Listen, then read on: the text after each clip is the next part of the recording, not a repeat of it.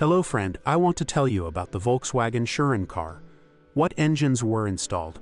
The Sharan's engine range is quite limited. On the one hand, only 3 engines, but on the other hand, a total of bed variants were offered. The basic powertrain was the 1.4 TSI petrol, supplemented by the larger 2.0 TSI. The diesel was the 2.0 TDI, and of course it was the most popular. Going into detail, the 1.4 TSI name refers to the EA111 unit before the facelift and the EA211 after the facelift. In practice, these are 2 different engines and almost 2 completely different designs. The 2.0 TSI engine was also different before and after the facelift, but in both cases it is the same EA888 family. Diesel is available in 4 versions before and 4 after the facelift. And here, similarly to the small petrol engine, before the facelift, it was a different engine from the EA189 family than after the facelift, EA288. It is also worth mentioning that some units were offered with a 6 or 7-speed DSG automatic transmission.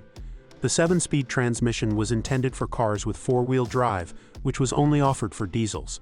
The standard for many versions was a 6-speed manual, and each engine version had front-wheel drive.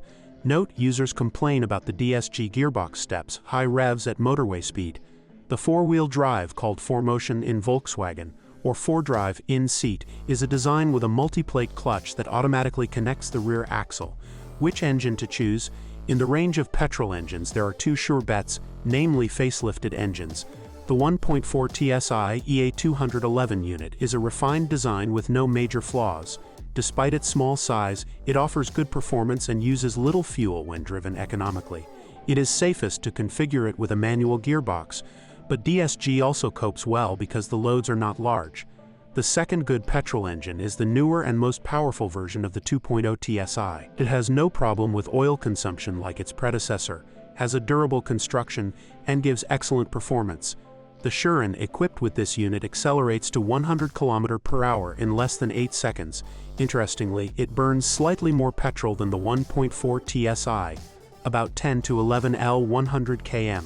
If you could buy a version with a manual gearbox, DSG-6 is standard, it would be ideal. When it comes to diesels, we can talk about the 50-50 rule.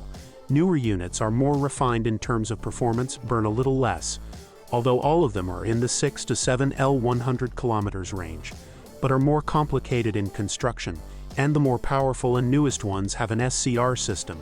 Despite the generally lower mileage of newer models, after facelift, you should expect more frequent failures of more components.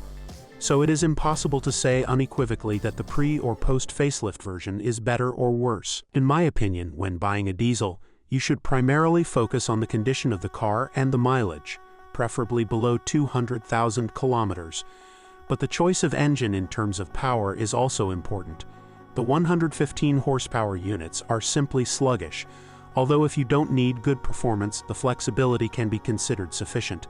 They offer 280 Nm of torque, so not much, but it's as much as the weaker 2.0 TSI version.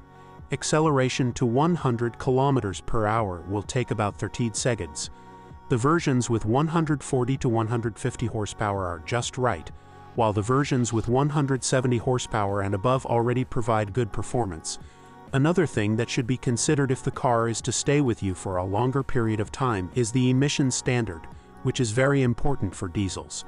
With Euro 5, you will not enter many city centers or entire cities now or in the future. The highest Euro 6D temp standard is met only by 2 engines, with 150 and 177 HP in cars from the 2018 model year. Also, the 1.4 TSI petrol from the 2018 model year has become the last petrol in the range. To finish with the diesel topic, of course, you should expect typical faults for this type of engine, although in practice, the 2.0 TDI unit in this model is very failure-free and durable. In addition, all parts are relatively cheap compared to other brands outside the VW group, and available. TDI burns less fuel than petrol engines and is more popular, so easier to buy. That is why many people decide on this variant, and rightly so. Typical faults: the Sharan II is a car from a period in which electronic control is an inseparable element of almost every component. However, for mechanics, this car is not a problem. It is technically logical. Most independent workshops have access to the appropriate software, and wholesalers have no shortage of parts, including replacements. After the facelift, there are no faulty engines, and well-maintained diesel units can easily withstand 500,000 kilometers. Cars imported from Germany are usually used for longer distances, so they are not tired. The Sharan, especially before the facelift, is a model with a few minor shortcomings. The side door control mechanism breaks down, usually neglect. The suspension creaks, dirt. The safety systems work differently, and the electrical installation is not always stable. Sometimes problems can result from wiring harnesses damaged by martins. Drivers also have problems with touchscreens. Of the more serious things, the biggest pain is the failure of the DSG gearbox and dual mass flywheels. The need for repairs, major or minor, appears after about 200 to 250,000 kilometers. The second big problem will be the 1.4 TSI engine before the facelift. When it works properly, it's great, but despite everything, it's also risky. The turbocharging system breaks down, the timing drive, and the oil can be lost in large quantities.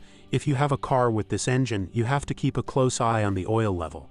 A similar situation occasionally occurs with the 2.0 TSI engine, but only from the beginning of production. It is assumed that this unit generally does not have an oil problem, but until 2013, users complain about a loss of 0.5 to 1.0 liters between changes.